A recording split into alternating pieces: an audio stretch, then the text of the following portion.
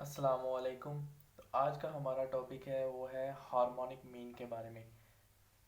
तो सबसे पहले क्वेश्चन ये अराइज होगा आपके माइंड में कि हमने देखें तो अर्थमेटिक मीन भी कर लिया है, जियोमेट्रिक मीन भी हमने कर लिया है। ठीक है, अब हम हार्मोनिक मीन करने लगे हैं।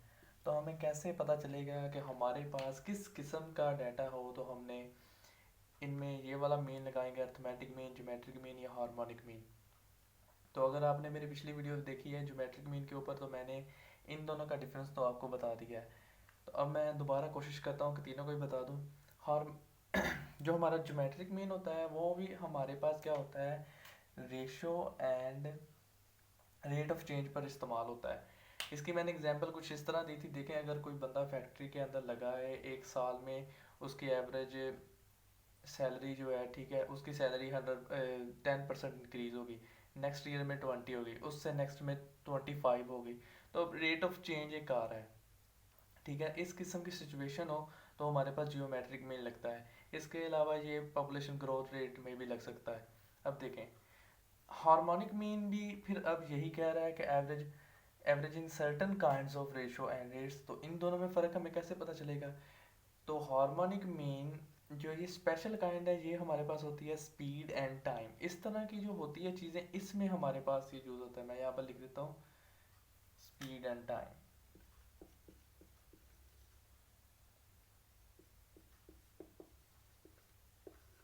स्पीड टाइम etc, ठीक है, इस तरह के डाटे में हमारे पास यूज़ होता है। तो घबराना नहीं है, अभी मैं आपको इसकी एग्जांपल करके भी बताऊंगा कि हम किस किस्म का हमारे पास स्पीड एंड टाइम का डाटा हो तो हम हार्मोनिक मीन यूज़ करेंगे। पहले हम इसे समझते हैं कि इसका फार्मूला क्या है और ग्रुप डाटे के लिए क्या है और वेटेड। अगर हमारे पास वेट्स यूज़ हुए हैं डाटे के अंदर, तो फिर हमने कौन सा फार्मूला इस पे लगाना है। तो देखें, the harmonic mean as of a set of n values.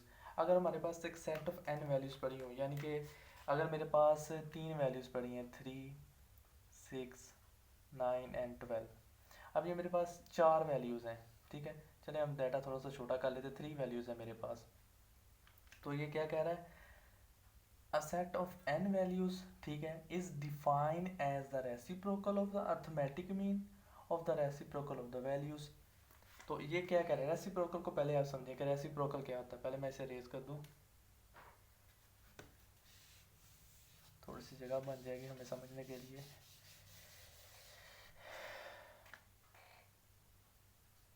Values, अच्छा देखें, हमारे पास ये था डाटा। तो रेसिप्रोकल, अगर मैं कहूँ ना कि मुझे x का रेसिप्रोकल चाहिए, तो हमें उल्टा देना है। यानी कि इसे मैं कहूँगा कि इसका रेसिप्रोकल क्या होगा, 1/x। अगर मैं कहूँ मुझे 3 का रेसिप्रोकल चाहिए तो क्या होगा, सेम 1/3। ठीक है, तो अब वो क्या कह रहा है कि reciprocals of the values, values का रेसिप्रोकल लें। और हमने देखें, पहले हमने क्या किया है, reciprocal of the arithmetic mean. तो अर्थमेटिक मीन हमारे पास क्या होता है, समीशन एक्स ओवर एन। अगर मैं इसका रेसिप्रोकल लूँ तो ये क्या हो जाएगा, एन ओवर समीशन एक्स। ठीक है, ये ऊपर और ये नीचे, ऐसे हो गया तो हमारा रेसिप्रोकल हो जाएगा। अब देखें, अब वो कहता है कि जब आपने ये कर लिया तो फिर हमने क्या करना है, हमने रेसिप्रोकल ऑफ द वैल्यूज लेना है। यानी कि इसे मैं ऐसे करूँगा फिर, ठीक है, एक्स, इस वैल्यूज़ को जो हमारे पास आई की वैल्यूज़ पड़ी होंगी, ठीक है, इसका मैं रेसिप्रोकल लूँगा तो अब ये मेरा फार्मूला बन गया। तो ये होगा हमारा हार्मोनिक मीन। तो देखें, ये हार्मोनिक मीन का फार्मूला मैंने यहाँ पर पहले ही लिख दिया था। तो इसमें उसने कहा है कि देखें, ये फॉर अनग्रुप डाटा है। ये आपने याद रखना, ये वाला फार्मूला फॉर अनग्रुप डाटा है। और सबसे बड़ी चीज़ क्या, इसमें कोई भी वैल्यू एक्स की ज़ीरो नहीं होनी चाहिए। मेरे पास ये देखें, पहले वैल्यू से 3, 6, 9। अगर मैं कहूँ कि मेरे पास 9 की जगह यहाँ पर पड़ा हुआ है 0, तो क्या होगा, जब मैंने 1/x करना है, यानी कि 1/0 करूँगा, तो वो क्या होगा, इन्फिनिट हो जाएगा। तो इस तरह आपका जवाब नहीं निकलेगा। ठीक है, 0 आ जाएगा जवाब, यानी कि 1/infinity। मैं वो बाद में करके दिखाऊंगा आपको 0 कैसे आएगा। तो बेहतर ये कि आप यही कहेंगे आपका आंसर नहीं आएगा। तो जीरो भी हो, अगर आंसर जीरो भी आता है, इसका मतलब आपका आंसर कुछ भी नहीं आया। हार्मोनिक मीन अगर एक डाटा का बिल्कुल जीरो हो गया तो इसका मतलब क्या है, कुछ भी नहीं है वो। अच्छा, फॉर ग्रुप डाटा तो हमारे पास ये फार्मूला, क्योंकि ग्रुप डाटा पे हमारे पास देखिए फ्रिक्वेंसीज होती हैं। ठीक है, तो बस इसमें फ्रिक्वेंसीज, ठीक है, टर्म आ जाएगी बस, बाकी हमारा फार्मूला सेम रहेगा। अब देखें, फॉर वेट्स, तो वेट्स में हम क्या कहते थे, क्या करते थे, डिवाइड भी वेट्स के ऊपर करते थे, ठीक है, ऊपर समीशन। तो मैं आपको पहले वेट्स का वैसे फार्मूला लिख के देता हूँ।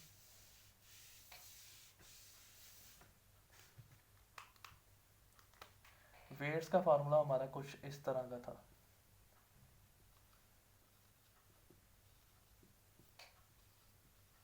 ठीक है, तो अब देखें, रेसिप्रोकल लेना था, ये नीचे चले जाना था, ये ऊपर आ जाना था।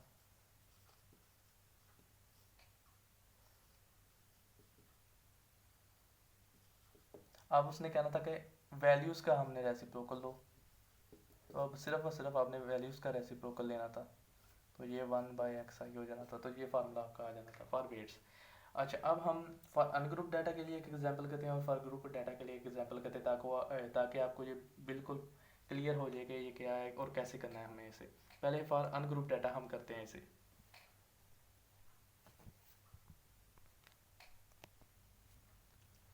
तो हमारे पास जो एग्जांपल है फॉर अनग्रुप डाटा, वो इस तरह की मैंने लिखी है। देखें कि अगर सपोज करें एक कार है, वो रनिंग कर रही है, चल रही है at the rate of 50 kilometre per hour during the first 30, यानी कि उसने कवर किया है जो पहला 30 किलोमीटर का उसका डिस्टेंस था ना, वो 50 किलोमीटर पर आवर की रेंज स्पीड में किया है। जब उसने नेक्स्ट, देखें ज़रा, नेक्स्ट उसने क्या किया है कि सेकंड जो है, ठीक है, उसका 30 किलोमीटर पर आवर डिस्टेंस जो था उसने 20 में किया, और थर्ड जो था 30 किलोमीटर पर आवर वो उसने 25 में किया। अब इसमें क्या चीज़ कॉमन आ रही है, अगर आप देखें तो मैंने ये नीचे लिख भी दिया, the distance is constant but the times are variable. तो देखें, डिस्टेंस जितना उसने कवर किया, उसने पहली दफ़ा भी 30 किलोमीटर किया, दूसरी दफ़ा भी 30 किलोमीटर किया, तीसरी दफ़ा भी 30 किलोमीटर किया है, यानी कि उसका डिस्टेंस कांस्टेंट रहा है, लेकिन उसका टाइम क्या है, ठीक है, वो वेरी कर गया है, क्योंकि एक दफ़ा उसने 15 किलोमीटर पर आवर से किया, एक दफ़ा 20 से किया, एक दफ़ा 25 से किया। तो इस किस्म का जो हमारा डाटा होगा, इसके ऊपर हम हार्मोनिक मीन लगाते हैं, ठीक है। टाइम भी वो आपको बता सकता था कि यहाँ पर उसने ये बताया ना कि उसने इतने किलोमीटर पर आवर में किया है, ठीक है, यानी कि ये रनिंग कर रही थी हमारी जो गाड़ी है। अब वो आपको डायरेक्ट टाइम भी बता देता तो भी ठीक है, जैसे कि हमने यहाँ पर बताया था कि स्पीड एंड टाइम ईटीसी इस तरह के डाटे में होता है। तो ये आप डाटा देख लें कि इस किस्म का डाटा हो तो हम उसके ऊपर हार्मोनिक मीन लगाते हैं। तो हमारी ऑब्जर्वेशन क्या होगी, ठीक है, हमारी एक्सिस की वैल्यू क्या होंगी। देखें ज़रा, हमारा फार्मूला क्या था, मैं पहले फार्मूला लिखता हूँ। तो ये फार्मूला था हमारा एन ओवर समीशन 1/xi। तो ये x की वैल्यू हमें कहाँ मिल रही है, तो ये जो वैल्यू हमारे पास उन्हें स्पीड की दी है ना, ठीक है, the car is running at the rate of, ठीक, ये वाली वैल्यू सेकंड पे, और थर्ड वाली वैल्यू, ठीक है, थर्ड 30 किलोमीटर पर, ये हमारी एक्सिस की वैल्यू, यानी कि हमारे पास तीन वैल्यू यहाँ पर 15 और उसके बाद में 20 और 25। अब देखें, अब फार्मूला क्या कहता है, फार्मूला देखें मैं अप्लाई करता हूँ अब यहाँ पर। तो मेरे पास क्या है, वैल्यूज़ कितनी है, मेरे पास 3, मेरे पास वैल्यूज़ क्या है, 3 है। अब देखिए, पहली वैल्यू को मैंने क्या करना था, 1/15 प्लस 1/20 प्लस 1/25। तो ये जो मेरा, अब देखिए ज़रा, इसका जो मेरा आंसर आएगा, मैं आपको डायरेक्ट लिख देता हूँ। तो इसका मेरा आंसर आता है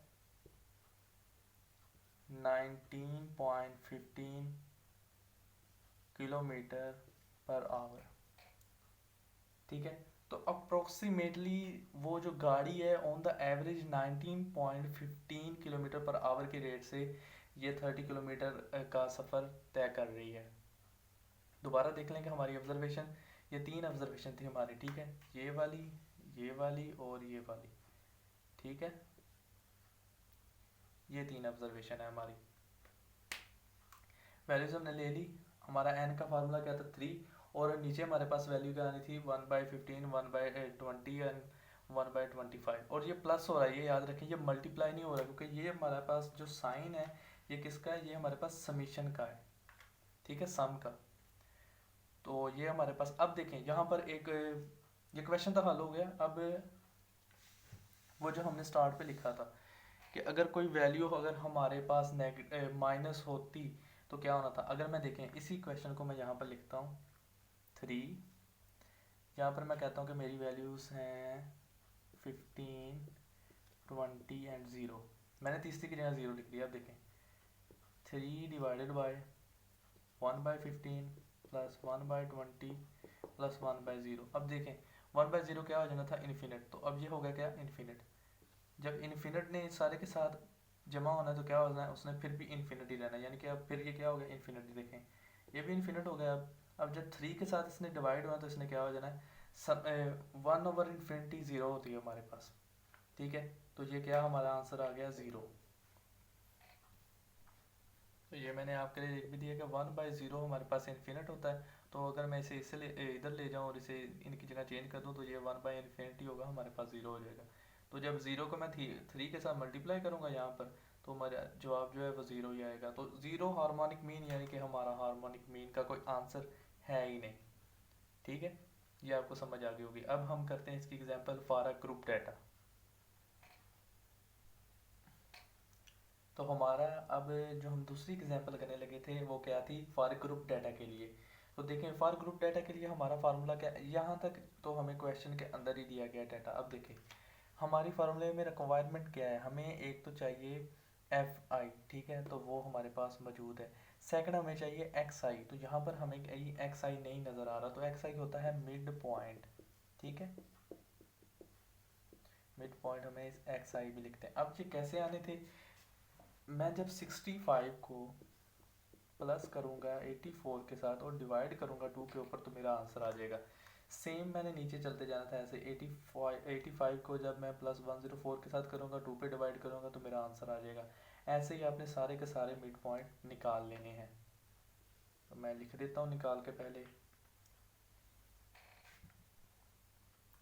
तो ये मैंने मिड पॉइंट्स लिख दिए। अब देखें अब हमारे पास क्या है, अब हमें चाहिए ये वाली टर्म।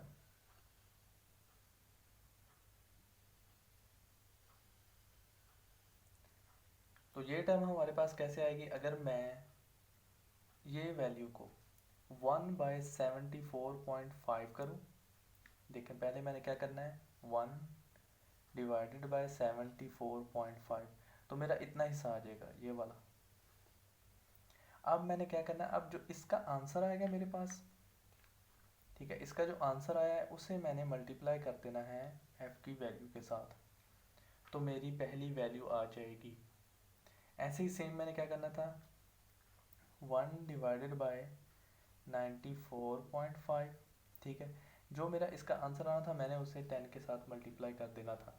अब मैं इसके आंसर्स लिख लेता हूँ आपके लिए पूरे प्रोसीजर करके।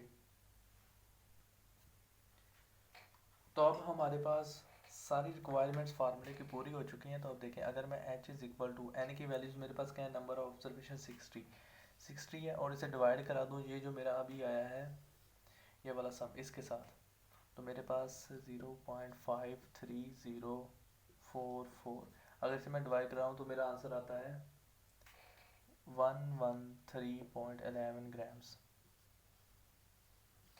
अच्छा, किसी के माइंड में ये भी आ सकता है कि हमने तो अभी स्पीड्स और टाइम की बात कर रहे थे, तो ये ग्राम्स अचानक वेट कहाँ से आ गया।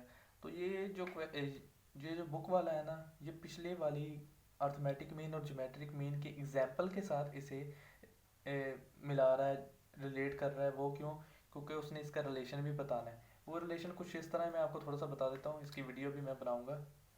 कि जो अर्थमेटिक मीन होता है इसका आंसर बड़ा होता है या बराबर होता है ज्योमेट्रिक मीन का, और ज्योमेट्रिक मीन का आंसर हार्मोनिक मीन से बड़ा होता है या बराबर होता है। तो एक ही क्वेश्चन पर उसने ये तीनों अर्थमेटिक मीन भी लगाया, ज्योमेट्रिक भी लगाया और हार्मोनिक में लगाया, और आंसर अगर आप देखेंगे तो अर्थमेटिक मीन का बड़ा होगा, इसका छोटा होगा और इसका छोटा होगा। और तो इसके साथ ही हमारा ये सारा आज का हुआ टॉपिक कंप्लीट। उम्मीद है आपको वीडियो पसंद आई होगी। अल्लाह हाफिज़।